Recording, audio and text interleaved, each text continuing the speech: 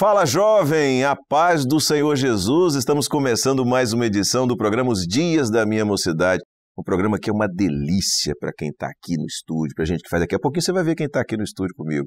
E eu sei que é muito bom para você. Aliás, a gente tem recebido feedback de jovens do Brasil inteiro, de fora do Brasil, que não tem perdido esse conteúdo, que ele é muito bom mesmo, que ele é feito por jovens. Sabia disso?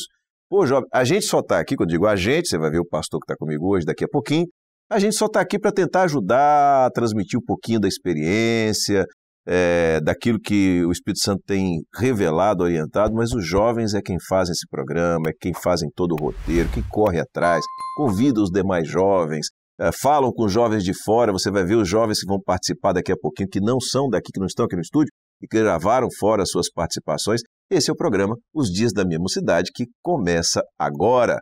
E você vê quem está conosco aqui no estúdio, um grupo de jovens que daqui a pouquinho vai ser apresentado. E eu começo cumprimentando minha colega Andréia. Andréia, paz do Senhor. A paz do Senhor, pastor Josias. É uma alegria muito grande estar aqui. É bom demais, né, Andréia? Muito bom. Estou muito alegre. Amém. Eu fico mais jovem no meio dos jovens, então eu me sinto ainda privilegiada. Olha só, você é jovem, Andréia. Você é uma mulher jovem. Mas é diferente estar com eles, diferente. Você não humilha tanto a gente não, né, Adriano? Nós nos sentimos mais jovens do que ela. Pronto, então tá aqui. Nós temos mais tempo para rejuvenescer. Exatamente, mais tempo. Então já conversei com o meu companheiro aqui, pastor Adriano Teixeira. Adriano, paz do Senhor, seja bem-vindo. A paz do Senhor a todos os jovens, a paz do Senhor a todos que estão aqui nos acompanhando. Adriano, nós temos um cuidado, não como uma questão de exaltação pessoal, na obra a gente aprende que isso, inclusive o apóstolo Paulo deixa isso muito claro para a gente como ensinamento. Mas eu acho interessante você falar da sua formação, porque o tema que nós vamos abordar hoje é um tema, eu dizia antes da gente começar aqui, um tema mais denso, é um tema que demanda algum conhecimento, e eu acho interessante que você se apresente a partir também da sua formação acadêmica. Eu me graduei em economia, desde jovem me habituei a lidar com esses temas relacionados à explicação do mundo, entre os quais a filosofia. Depois da graduação eu fiz mestrado também em economia e, para variar, fiz o doutorado também em economia. Muito bom. Para variar um pouco. De certa forma, embora o tema de hoje será anunciado ainda, é uma área muito próxima da filosofia em vários aspectos, né? A gente vai perceber que a filosofia, ela na verdade perpassa diversas áreas do conhecimento, né? Ela está sempre presente de alguma maneira em diversas áreas do conhecimento. Mas o Adriano já deu uma deixa, Andréia, qual é o nosso tema de hoje? Eu queria que você também apresentasse os jovens que estão aqui no estúdio. Amém. Vou começar apresentando os jovens. Nós temos aqui jovens da Grande Vitória. O João Bísio, que veio de São Paulo, Natália Teixeira, Rafael Soares, Rebeca e o Jorley. Falei certo, Jorley, a pronúncia do nome? Então eles são aqui, Serra, Vitória, Vila Velha e o João Bísio, que veio de São Paulo recentemente. Agora o tema, né? O irmão já começou a falar ali, o pastor, de filosofia. E realmente é um impacto, o tema nada mais é que o impacto, qual é o impacto, né, da filosofia na vida do jovem? E eu gostaria já de pedir ao pastor Adriano para dar um breve resumo para a gente o que é filosofia, para abrir o tema.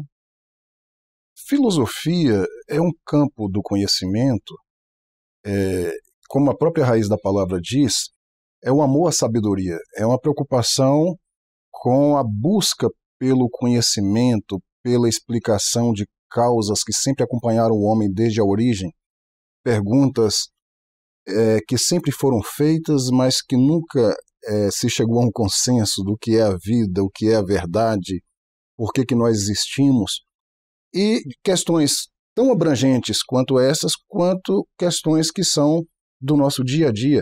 Todas elas estão escritas dentro daquilo que a gente chama que é filosofia, que diz respeito à própria existência do ser humano, né, aos padrões de comportamento, a tudo aquilo que rege a nossa vida.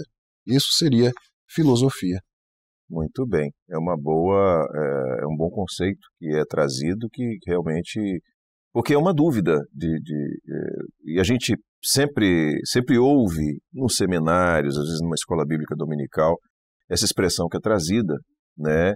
E é trazida sempre com um alerta, né? E a gente vai tratar disso aqui no decorrer das perguntas e respostas serão trazidas, e que talvez alguém que está fora não consiga entender exatamente o que é filosofia, porque é uma coisa que está muito ligada a essa busca da qual você falou, né, e que demanda estudo, demanda leitura, demanda ampliação dos horizontes de conhecimento para você conseguir entender melhor o que é filosofia. Então, eventualmente, há pessoas que não têm esse alcance ainda e que ouvem e ficam, às vezes, sem entender muito bem, tá, mas do que o pastor está falando quando ele fala sobre filosofia, né? Achei interessante, inclusive você que está assistindo, é muito importante você assistir, né? E não precisa ser só jovens, não, né? Os que são casados, adultos, idosos, irmãos, né, que tem mais tempo também, interessante ter o alcance que será trazido nesse programa sobre esse tema. Andréia, vou colocar os jovens para trabalhar? Sim, vamos colocar. E eu já vou falar para todos, sempre se apresentar falando o seu nome completo, o nome do pastor, o nome da igreja que vocês estão congregando atualmente. E eu vou começar com o João. Paz do Senhor, eu sou da igreja de Moby Dick atualmente, do pastor Marcelo Ferreira. E a pergunta que eu queria fazer ao pastor Adriano, ao pastor Josias, é que a filosofia é um ramo da ciência que busca explicar a vida, a origem do ser, e isso afeta a forma de pensar, a forma de ver o mundo, né? E as pessoas acabam, por vezes, a modificar hábitos e perspectivas a partir dessa busca de conhecimento. Então, a filosofia é uma ciência que é relevante, ela tem expressividade e está permeando todos os meios da sociedade.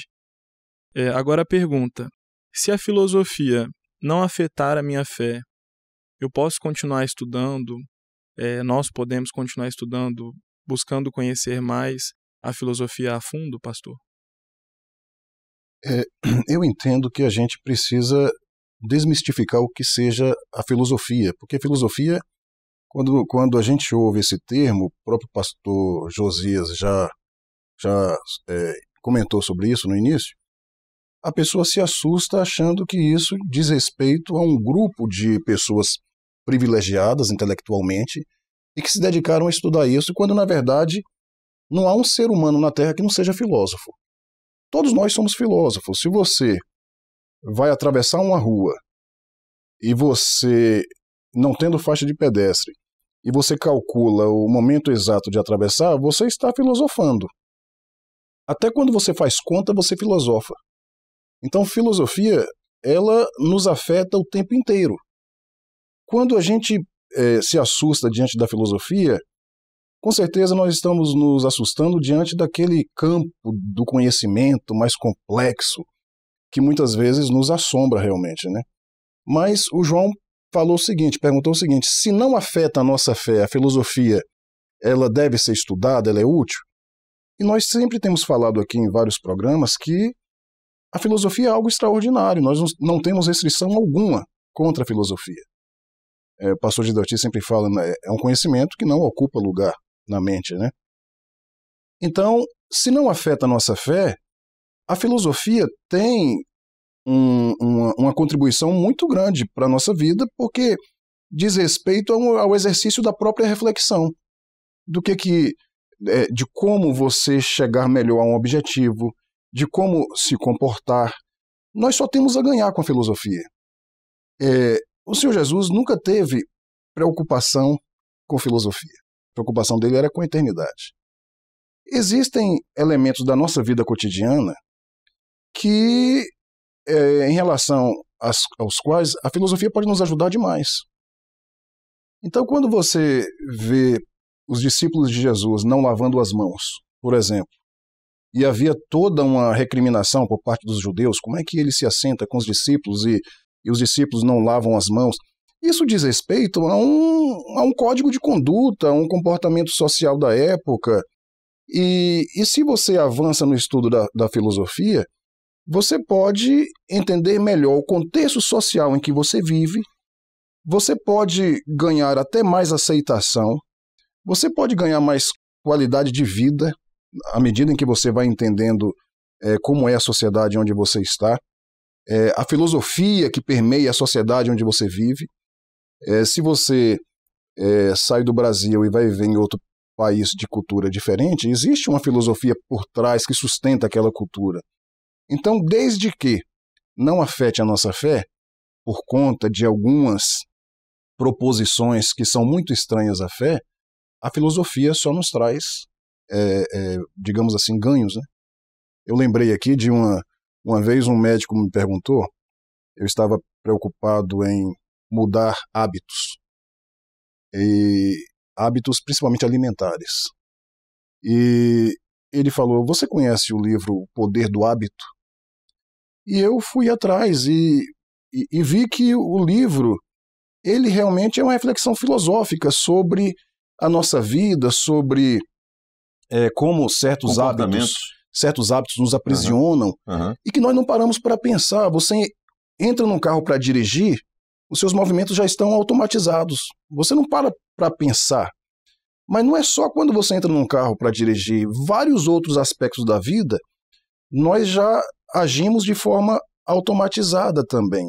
E muitas vezes a gente só quebra certos hábitos quando nós fazemos uma reflexão que é filosófica também e que pode nos ajudar a quebrar hábitos, por exemplo, que são ruins na nossa vida. Isso é filosofia, que só tem a nos ajudar em relação à nossa vida como cidadãos. Eu acho interessante, dentro desse contexto que o Adriano colocou aqui, e da pergunta que foi feita, é que não só a filosofia, mas qualquer coisa, qualquer campo de conhecimento, mas dentro da pergunta que ele fez, que afete a fé, nós temos que tomar todo o cuidado possível, né? Porque a questão, o embate aí, é entre um contexto de entendimento cultural, de entendimento ou de filosofia que suporta uma determinada cultura, de entendimento de determinadas realidades desta vida, e a fé que é eterna, que vem da eternidade. Então é algo que não pode ser substituído. Tá? Nada nos impede de conhecer, seja o que for. Examinai todas as coisas, a palavra do Senhor nos diz, o apóstolo Paulo, retende o bem. Então, examinar todas as coisas está diante de nós, é ciência. Agora, o que é a fé, essa que é inabalável, é inatingível, ou não deve ser atingida. O problema não é conhecer filosofia, o problema é trocar uma coisa pela outra. É quando você substitui aquilo que é fé pela filosofia. Aí você entra num problema grave que nós precisamos entender. E por isso é importante entender o que é filosofia, você, jovem, entender o que é filosofia, para que você não se permita trocar uma coisa pela outra por ignorância, por não saber, ou por não estar cheio do Espírito Santo, para ter uma experiência com o Espírito Santo, estar atento a ponto do Espírito revelar que aquilo ali, você tem que tomar cuidado com aquilo ali. Amém? Certinho? Andréia, o que é que a gente tem agora? Fala para mim. Fala, jovem. Agora eu tenho que chamar o Fala Jovem, né? Deixa eu ver aqui, a nossa irmã Hernanda Batista de Porangatu, Goiás, que vai falar. Olha só que bom a participação lá de Goiás. Então vamos lá, Fala Jovem.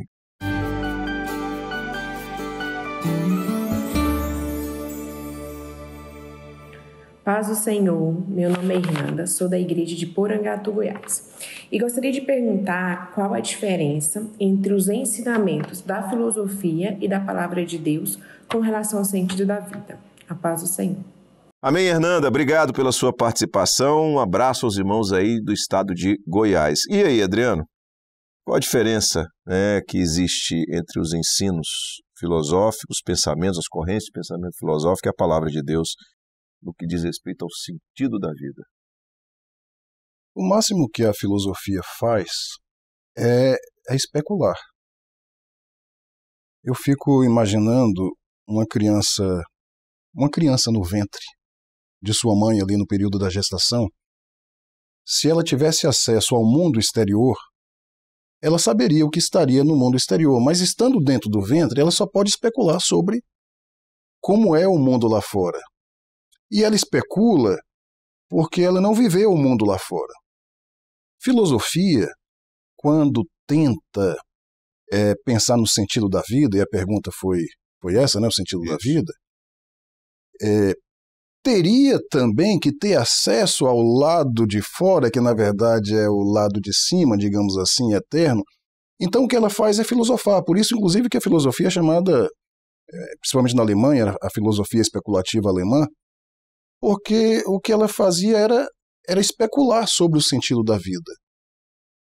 A Bíblia, ao contrário, ela nos fornece, através da palavra revelada, condição de transpor esse obstáculo. Porque nós estamos aqui, nós não estamos ainda lá na eternidade com Deus. Mas nós não somente especulamos, nós já vivemos a eternidade aqui. Então, a Bíblia, através de um instrumento que se chama fé, ela nos faz viver algo, embora nós ainda estejamos aqui respirando, em carne e osso. Nós já conseguimos fazer essa transposição que a filosofia não faz, porque a filosofia é para essa vida aqui.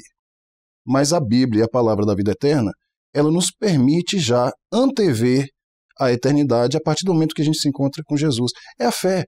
A fé é esse veículo que nos transporta para a vida eterna. E isso só a palavra de Deus, ela tem poder para fazer isso conosco, né? Então a filosofia, ela é um campo do conhecimento que diz respeito à obra criadora, enquanto que a palavra de Deus, ela vai dizer respeito à obra redentora, digamos assim. Né? Muito bem. Então, deixa eu ver se eu entendi, se eu alcancei a sua explicação, Adriano. Do ponto de vista do sentido da vida, pelo seu aspecto eterno, algo que veio de Deus, que volta para Deus, a filosofia ela é mera especulação. O máximo que ela pode fazer é especular, né? É imaginar, tá certo? Mas a fé é a certeza das coisas que não se veem. Então, é a diferença entre a especulação e a certeza. O exemplo que eu dei, eu fiz uma analogia porque a criança no ventre, ela não experimenta ainda o mundo real. Ela não tem a menor ideia de como vai ser o mundo real. Ela só passa a conhecer quando ela experimenta o mundo, quando começa a mamar, quando começa a comer papinha, a engatear. Mas na vida espiritual é diferente. Na vida espiritual, nós já temos acesso ao tempo de Deus. Glória a Deus. E isso vem pelo poder da palavra. Só a palavra nos faz transcender. E a filosofia não faz. Glória a Jesus. Muito bom. Então vamos lá, vamos continuar com os nossos jovens aqui. Sim, Rebeca, pode fazer a pergunta. A paz do Senhor Jesus, Andréia, a paz do Senhor Jesus, pastores. Meu nome é Rebeca, sou da igreja de Vila Velha 3, do pastor Adriano. Pastor, a minha pergunta é o seguinte. Partindo do ponto que nós estamos estudando filosofia, se eu concordar com algumas de suas correntes, com algumas das questões, isso automaticamente nos afasta de Deus? Eu gostei dessa palavra, acho que essa palavra aí é a chave da pergunta e da resposta, se nos afasta automaticamente. Porque você falou assim, você perguntou, se eu concordar. Bom, já de partida, se você concordar com algo que está em confronto com a palavra de Deus, você não vai se afastar, você já se afastou. Aí sim, acontece automaticamente. Porque há de se pensar se alguém que concorda com ensinos que são heréticos, que se opõem àquilo que Jesus nos deixou, se essa pessoa realmente está vivendo o Evangelho eterno. É questionável. Então, eu diria que a filosofia, por si só, não tem poder nenhum de afastar o homem de Deus. Muito menos automaticamente. E Paulo falou isso, né? Que nada nos afasta do amor de Deus, né? Nada. Agora, se alguém alegar que determinado ensino o afastou, é porque ele já tinha se afastado. Muito bem. Está respondido? Respondido. Muito obrigada, Muito pastor. bem. Tá boa a palavra que o pastor Adriano trouxe, né? E há outras correntes de pensamento filosófico, outras abordagens filosóficas que são perfeitamente compatíveis, né, com a vida do cotidiano, inclusive dos servos, que nada impede. Muito bom. A gente tem agora uma outra participação de jovem, tá? Essa participação é uma pergunta, ela vem de Marabá, no Pará, que coisa boa. E quem vai trazer essa participação é o jovem Caleb Oliveira. Então, fala, jovem.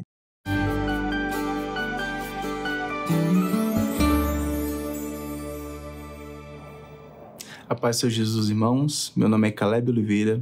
Eu sou da igreja Folha 28, no Ministério do Pastor Zé Hilton, da cidade de Marabá, Pará.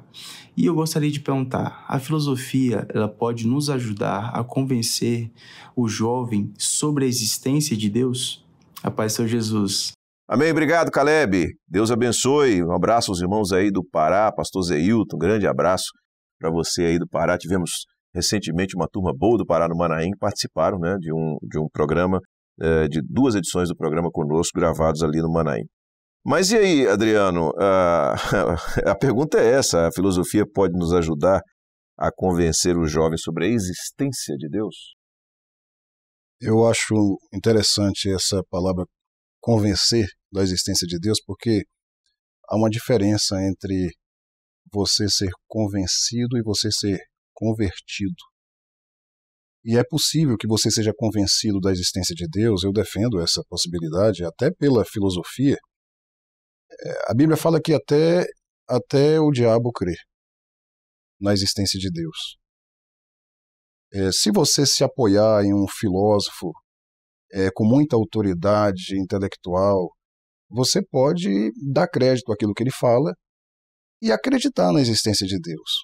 Você pode se convencer, mas isso não significa que você se converteu. Você pode olhar para as árvores, você pode olhar para o Sol, para o sistema solar, como o sistema solar está organizado, e falar o seguinte: não, isso não é possível. Um ser superior, Deus, tem que ter criado isso, eu estou convencido. Mas em que medida que esse convencimento resultou numa transformação de sua vida a partir de uma vida pela fé em que Deus começa a te transformar, você vira uma nova criatura? Eu lembro de um amigo, eu sempre lembro dessa experiência, Josias, que ele dizia o seguinte: ele nos viu na igreja, nós tínhamos nos convertido, e ele falava o seguinte: eu estou convencido, só que não ainda, eu não vou ainda, eu preciso de 2 anos para continuar vivendo minha juventude, e daqui a 2 anos ele estava perfeitamente convencido, e ele nos defendia dizendo o seguinte: olha, essa igreja aí, Deus está aí mesmo, hein? Porque toda vez que eu vou, Deus fala comigo. Mas ele não tinha sofrido nenhum impacto da palavra de Deus, não tinha sido transformado. Então, é possível você ser convencido e não ser convertido. Eu lembro até, para citar aqui um filósofo famoso, o pessoal fala muito de Voltaire, que Voltaire falava que não é possível que o mundo, como está organizado, não tenha sido construído por Deus. Então, apoiado em Voltaire, você se convence. Mas eu lembro da famosa aposta de Pascal. Eu nunca esqueci, a primeira vez que eu ouvi isso. Pascal era um filósofo e matemático, e ele dizia o seguinte, quer dizer, era um raciocínio lógico. Vamos dizer que eu faço uma aposta. Eu aposto que Deus, ele existe e, de repente, Deus não existe. Eu perco o quê? Eu apostei que ele existe. E ele não existe, eu não perco nada. Agora, se eu apostar que ele não existe e ele existir, eu estou numa situação complicada. Então, é melhor você apostar que ele existe, porque ele existindo ou não existindo, você só tem a ganhar. Então, você vai se convencer por esse argumento de que Deus existe? E isso vai implicar em quê na sua vida? Nada.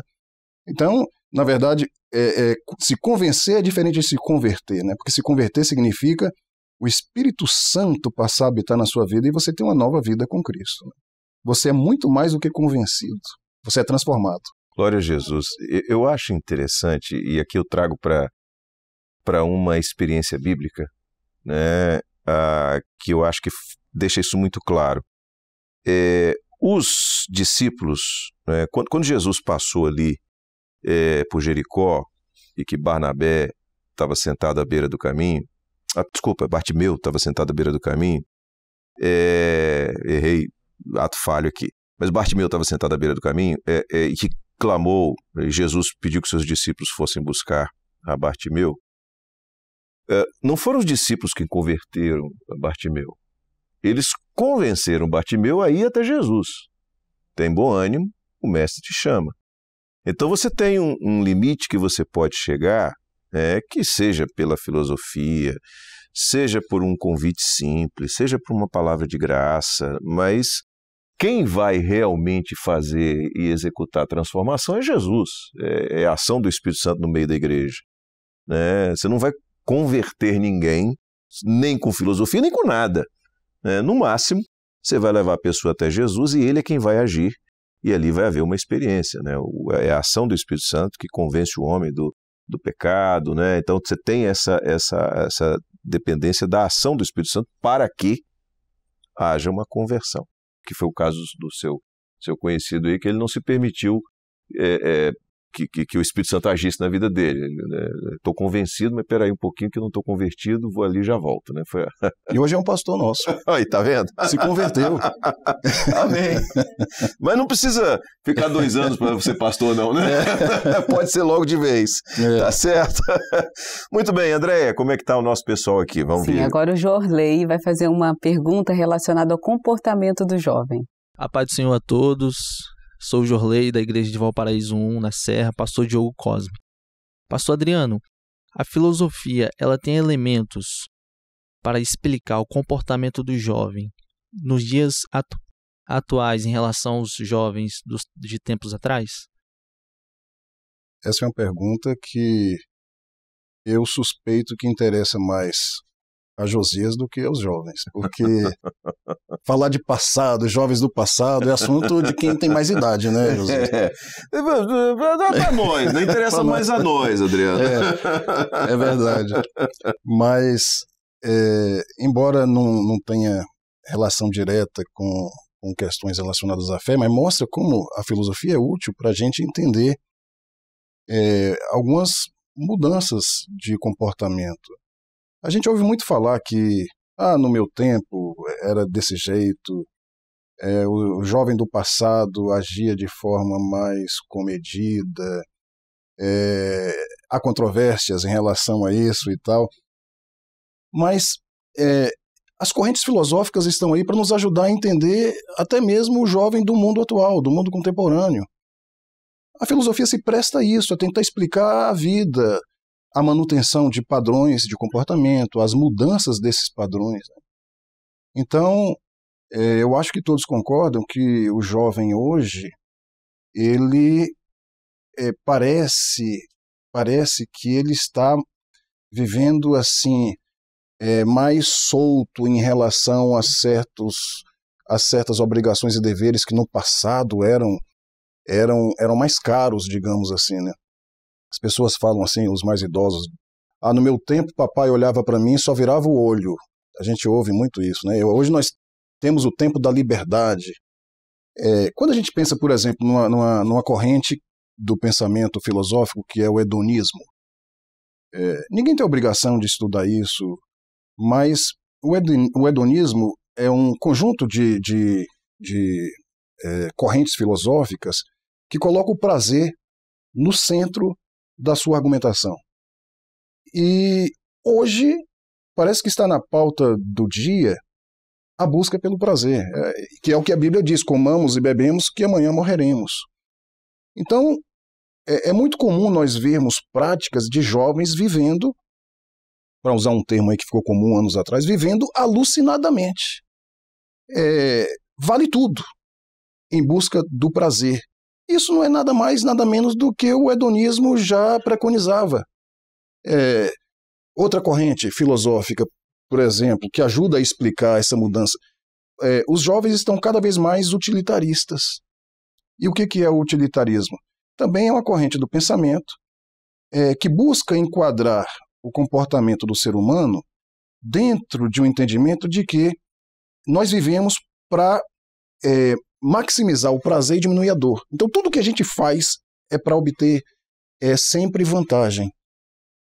Você pode observar que Hoje tudo é muito calculado.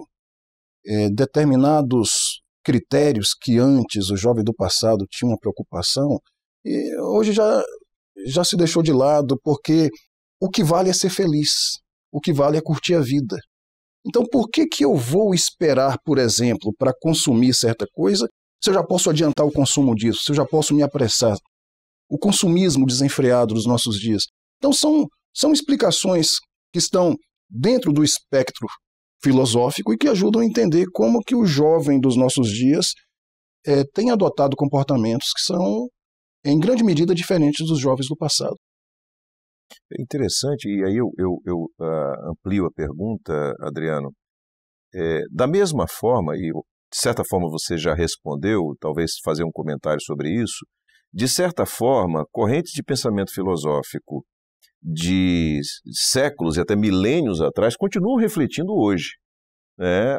Apesar de, como você disse, nós estamos vivendo numa geração que de uma geração para outra você teve mudanças muito impactantes de posturas, de cultura, em função exatamente de certos posicionamentos filosóficos que explicam esse momento. Mas você já falou que há correntes que são antigas e que continuam tendo reflexo hoje na cultura. É isso mesmo?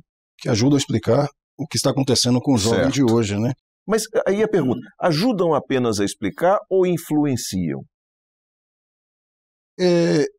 Pode influenciar, mas eu diria que o que mais influencia é a própria mudança da sociedade. As práticas, os costumes sociais vão mudando, né? Então o que muda não é nem tanto a forma de pensar que impacta a nossa forma de agir. Não, a nossa forma de agir é que determina a nossa forma de pensar. Até mesmo a ordem das coisas é uma postura filosófica. Porque na corrente idealista, o pensamento impacta a vida material. Na corrente materialista, a vida material impacta a forma de pensar, né? E, de fato, as mudanças estão sendo tão aceleradas que o comportamento do jovem dos nossos dias tem sofrido impactos. Tem um termo que se usa aí, Josias, que é a síndrome de FOMO. Síndrome de FOMO. FOMO é um anagrama de uma palavra inglesa que é Fear of Missing Out, que é o medo de ficar de fora. Já repararam como o jovem dos nossos dias está tomado por esse medo que dificilmente larga o celular? Por exemplo, para entrar na questão prática, o pai e a mãe não precisam de filosofia, pelo menos essa filosofia acadêmica, para entender que isso está acontecendo. Mas se você tira do jovem o direito dele interagir nas redes sociais, por exemplo, no Instagram, muitos ficam desesperados. Mas o que está acontecendo? Por que, por exemplo, nós hoje temos tanta dificuldade em ler livros maiores? A mudança social da sociedade faz com que o tempo seja curto demais. E mais tecnologia, mas mais obrigação concomitantemente, mais obrigação. E nós estamos sempre correndo com medo de ficar de fora, nós não podemos ficar desatualizados. Aí estuda um idioma, depois tem que estudar 2, tem que estudar 3, estudar 4. Quer dizer, tem sido um tormento, a ponto de alguém falar que os mais idosos, tempos bons, eram aqueles tempos em que a gente podia ir para uma roça, por exemplo, ficar 2 meses de férias lá, e não tinha internet, não tinha nada disso, e a gente sobrevivia. Isso. Olha que conversa de velho essa, né? E a gente sobrevivia. Então, isso tem a ver com a própria mudança da sociedade. Claro, isso é sociologia, isso é política, isso é economia, isso é tudo, isso ajuda a explicar. Mas a filosofia, ela nos dá ferramentas, já que nós estamos falando de filosofia, para entender essa mudança, porque hoje o tempo é recortado, hoje todas as nossas ações, já repararam que são mediadas pela tecnologia? Até para você não grava mais o número de telefone de ninguém. Eu tenho um determinado familiar que, para sair de um bairro e chegar a outro, tem que usar o GPS. O tempo é contado, é tudo fragmentado, então é uma espécie de uma tirania da tecnologia que faz com que nós estejamos sempre correndo atrás e com essa síndrome de FOMO, nessa sensação de estar perdendo alguma coisa. Né? Pastor, eu queria fazer uma pergunta. Essa mudança toda que o senhor falou, né, comportamental, ela é negativa ou ela é positiva para o senhor, na sua concepção? Isso que eu estou comentando é interessante porque tem filósofos que nos anos 70, anos 60, já falavam que isso ia acontecer. Pelo andar da carruagem, isso vai acontecer no ano 2000, 2001. Eu estou lembrando aqui de um filósofo chamado Jacques Ellul, que morreu em 94, é um francês. E ele escreveu A Sociedade Tecnológica. Ele dizia que fatalmente isso ia acontecer. E ele está falando isso nos anos 60. Não tinha WhatsApp, não tinha Instagram, não tinha Facebook, não tinha nada disso, né? Então, é claro que a gente tem que ver o lado positivo da tecnologia. Isso é um debate já de 300 anos, né? Desde a época em que as máquinas eram destruídas dentro das fábricas porque tirava emprego. Então, os trabalhadores tinham pavor da tecnologia. E o ser humano foi aprendendo a lidar com a tecnologia e ver que a tecnologia é positiva, é um caminho sem volta, nós precisamos da tecnologia, a gente não pode negar os avanços da tecnologia, como é bom você ter um celular e ter tudo no celular, mas por outro lado não dá para negar que nós também, hoje, somos reféns disso. Saia sem um celular e você vai ficar com o coração acelerado, batendo, como se você estivesse saindo sem o próprio coração. Agora, o jovem, por exemplo, essa geração que está aqui, que não viveu tudo isso, de ficar 2 meses na roça, como por exemplo, vamos fazer a pergunta para eles. Vocês gostariam de viver naquela época ou nessa? Conseguiriam viver. Qual que vocês preferem? Vamos fazer a pergunta para o nosso amigo que fez a pergunta. Vamos retomar para ele. E aí, você acha que... Eu prefiro no dia de hoje. A minha filha, outro dia, ela me perguntou, pai, 20 anos de idade. 20 anos de idade. Pai, eu não consigo conceber que vocês, na época de vocês, não existia celular. Como é que vocês conseguiam viver? Imagine que já se viveu milênios sem geladeira, né? E hoje isso nem passa pela cabeça de ninguém. Agora, para ela, já é um passo à frente, mas sem celular é impossível viver. É a lógica que nós temos uma geração hoje que trabalha nisso aí. Mas o Adriano fez uma abordagem precisa, cirúrgica sobre isso. E como nós somos, de fato, dependentes da tecnologia. Eu ando com o meu notebook para todo... Notebook! Né? Eu ainda sou da geração notebook. E ando com ele para tudo quanto é lado. E quando eu penso que eu estou sem ele, parece que eu não tenho condição de reagir, de atender uma demanda, porque eu dependo, está tudo ali, e se quebrar eu estou perdido. Essa é a lógica que a gente vive hoje. Enfim, além de muitas outras coisas. Se a gente entrar por essa perspectiva da vida dos jovens hoje, de você chegar e ver 4 adolescentes sentados um ao lado do outro, conversando um com o outro pelo celular. Né? Isso acontece, às vezes, até na equipe de produção aqui. Entendeu? Acontece nos bastidores. Mas vamos lá. A gente tem aqui uma participação de um jovem de Brasília, é o nosso irmão Davi. Vamos ouvir o que o Davi tem a dizer? Cadê? Fala, jovem.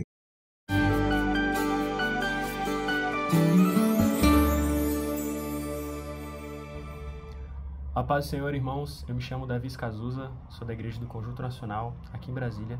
E a minha pergunta é se a filosofia pode ajudar a compreender os ensinamentos da Bíblia.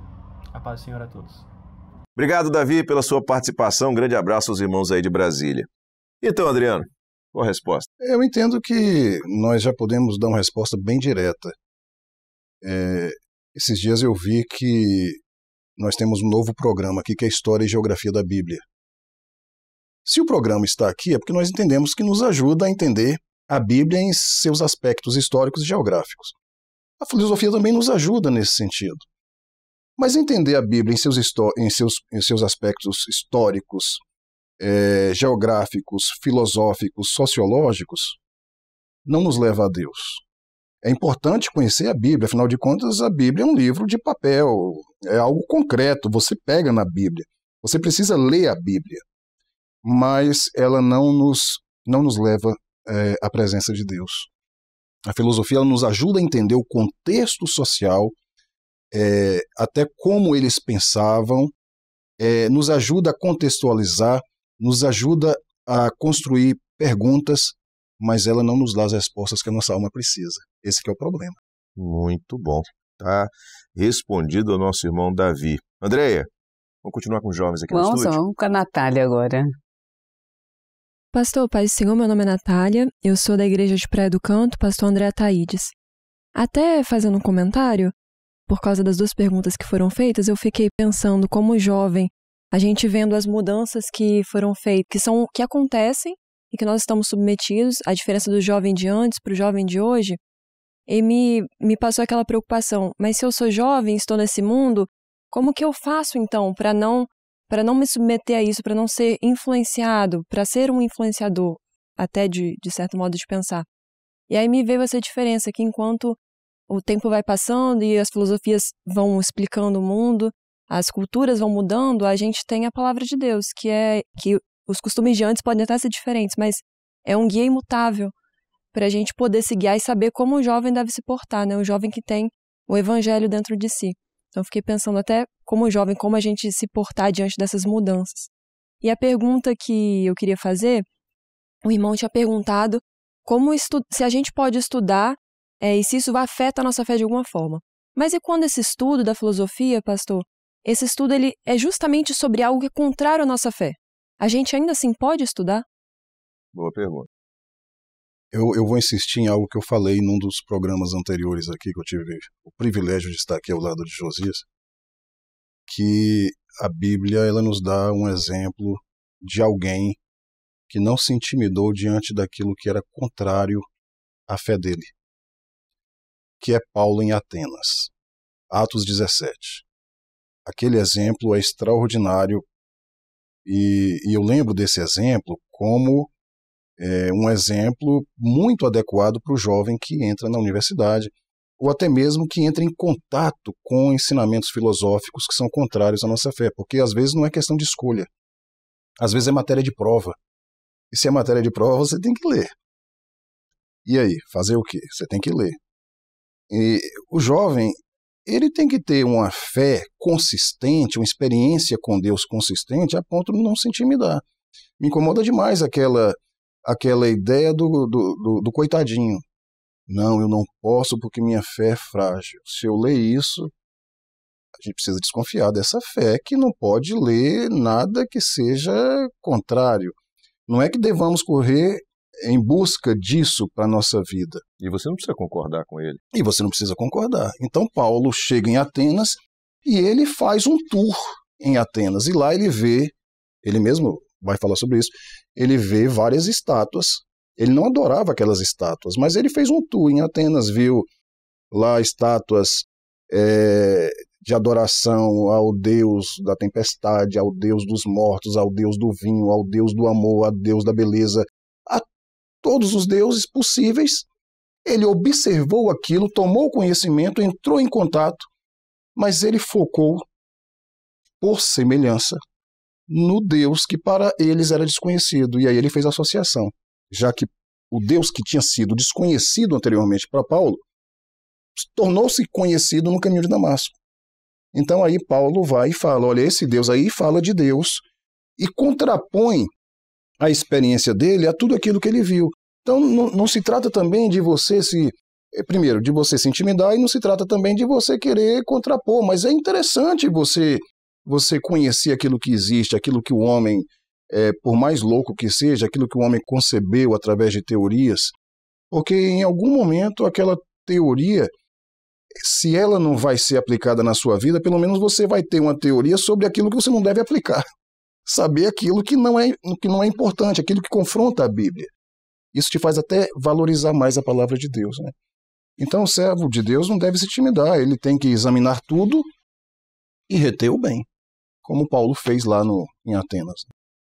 Muito bem. Explicado? Ela usou um termo, né? A Natália falou sobre um termo que é muito atual, né? Influenciador e influenciado, né? Uma coisa que está muito em alta agora, essa questão do influenciador. Eu confesso que, até pela idade, né, eu tenho certas resistências a essas abordagens, né, de seguidor. Eu sigo Jesus, né, influenciador. Há uma expressão que eu acho interessante, embora possível, quando alguém diz assim, o livro tal mudou a minha vida. Tá, tudo bem, ele de repente mudou a perspectiva sobre algum aspecto da vida.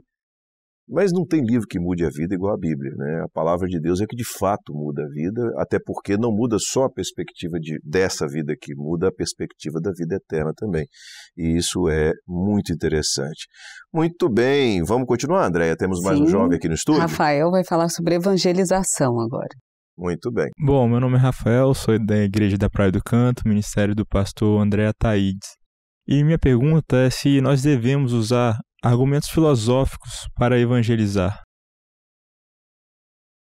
Eu acho que é possível que todos nós já tenhamos tentado alguma coisa desse tipo. Eu me lembro aqui que quando eu tive a experiência com Jesus, eu achei tão extraordinária essa descoberta que para mim tornou-se óbvia que eu queria, por exemplo, que meu pai também entendesse o que eu tinha entendido. E eu fiz pressão. São estratégias filosóficas. Eu fiz pressão. Não é possível que você, pai... Eu falo, Senhor, né? Eu falava que o Senhor... Nós somos dessa época, né, Adriano? Não é possível que o Senhor não veja que a casa na rocha é Jesus e que sua vida está como a casa na areia. Isso para ele não fez a menor diferença. E eu repeti mais umas 3 vezes. Isso é um comportamento que pode ser classificado como um comportamento filosófico. Não sei se existe teoria filosófica da insistência, alguma coisa assim. Mas, respondendo diretamente à pergunta, não é possível nós evangelizarmos, porque quando nós evangelizamos, nós estamos falando de um evangelho eterno, de uma experiência que transcende, usando instrumentos que são dessa vida. Por isso que, inclusive, o texto que nós meditamos aí essa semana, as muitas águas não poderiam apagar o amor, ainda que desse a fazenda, todos os seus bens, né, não seria possível comprar. Não é possível você fazer essa troca de algo que diz respeito a um amor que é eterno com algo que é dessa vida, né? Então, se você vai evangelizar, você precisa usar também instrumentos que sejam instrumentos da eternidade. Não adianta usar instrumentos que sejam dessa terra, que são filosóficos. Argumentos racionais, e Paulo fala isso o tempo inteiro, né? Eu não vim com argumentos de sabedoria humana. Então, nós precisamos usar outros recursos. E o que nós temos aprendido? Que são recursos que não são nossos. Não é o seu poder de persuasão, sua capacidade de convencimento que vai fazer alguém entregar o coração a Jesus. Até porque, hoje em dia, ninguém ouve ninguém. As pessoas não estão muito dispostas a ouvir ninguém. Geralmente as pessoas querem falar, né? Querem postar, por aí vai. Então é necessário você ter a ajuda de Deus. E aí você vai na palavra, o que você vê? E nós temos aprendido bastante isso nos nossos seminários. Quando Natanael está lá sentado, né? E está lá sendo falado com ele, olha... conhecemos aí o mestre de Israel, ele continua sentado. Chega Jesus e dá uma palavra. Uma palavra para ele. Olha, Natanael, antes que tu me visses, eu te via sentado debaixo da figueira. Natanael fica espantado com aquilo. E ele fala com o Senhor, né? Senhor, ele já entende que era o Senhor Jesus. A mulher samaritana, quando depois de um diálogo com Jesus, a mulher, ela ouve Jesus falar o seguinte, vai lá e chama o teu marido. Aquilo foi um recurso da eternidade, porque o homem em si não tem como saber, mas Jesus sabia. Então, quando você usa recursos que são do Espírito, como Felipe usou com o eunuco, por exemplo, ele foi trasladado de um lugar e levado pelo Espírito Santo para estar ali naquele exato momento. Houve uma operação de Deus. Então, a forma de evangelizar não é pela filosofia, é usando os recursos da eternidade, que eu diria o seguinte, dons espirituais, e também a palavra de Deus. Se vocês forem reparar, o eunuco, ele recebeu uma palavra de Filipe ali. Entendes tu o que lês? A palavra estava ali. E aí ele tem uma experiência, porque foi uma palavra no Espírito. A mulher samaritana, ela teve uma experiência ali de um sinal extraordinário do Senhor, mas o Senhor tinha falado, né, antes também sobre a palavra com ela. Então, essa conjunção entre palavra e e a operação do Espírito Santo é o que faz com que uma evangelização seja efetiva em seus resultados. Muito bom. Respondido? Respondido. Então tá certo. Pastor, eu posso fazer uma Por última favor, pergunta? Andréia. Eu posso fazer pergunta? É o seguinte, só para dar um fecho, pastor, que acabaram as perguntas aqui no estúdio, o jovem, ele tem aquela ordem, né, que é uma revelação do Senhor, que é a vida espiritual dele, a intimidade dele com o Senhor, depois vem a vida profissional, depois a vida sentimental. E o mundo, ele fala muito de filosofias de vida. Eu mesmo já fui abordada muitas vezes por pessoas que não entendem o nosso comportamento e que já me perguntaram, qual a sua filosofia de vida? A gente ouve muito esse jargão, essa expressão, vamos dizer assim. E o jovem que está aqui, os jovens que estão nos assistindo, se alguém abordar eles assim, eles podem dizer, baseado, né, nessa busca que eles fazem na vida dele, né, para terem sucesso, que a Bíblia é a filosofia de vida deles? Pode dizer. E tem que estar preparado. Perguntaram a Pedro, certa vez, sobre o que ele estava fazendo ali no meio daquelas pessoas na ocasião da crucificação de Jesus, e Pedro estava despreparado, e Pedro negou Jesus. Depois Pedro escreve, lá na sua primeira carta, que nós devemos estar sempre preparados para responder com mansidão e temor a razão da esperança que há em nós. E a razão da esperança que há em nós é Jesus Cristo. Por isso que eu entendo que as crianças são muito sábias demais, porque apenas com essa palavra elas respondem todas as perguntas que as professoras fazem em sala de aula. Já repararam isso? Quem é que fez? É Jesus. E quem vai nos arrebatar? Jesus. Então, Jesus é a nossa palavra de ordem, né? Jesus é a nossa filosofia de vida. Eu acho assim, com essa expressão a gente podia terminar o programa, né? Porque a gente volta ainda com essa expressão no final aqui, porque ela responde tudo, como as crianças na sua singeleza respondem tudo. Bom, nesse momento é o momento em que a gente convida um pastor para trazer uma palavra, né? Fazer uma aplicação, uma breve mensagem para você que está nos assistindo. E não podia deixar de ser, o pastor que vai trazer a palavra hoje é o pastor Luiz Eugênio. O pastor Luiz Eugênio que sempre aborda esse tema de filosofia no Manaim, na nossa programação aqui também. Muito bem, seja bem-vindo, pastor Luiz Eugênio. Fala, pastor!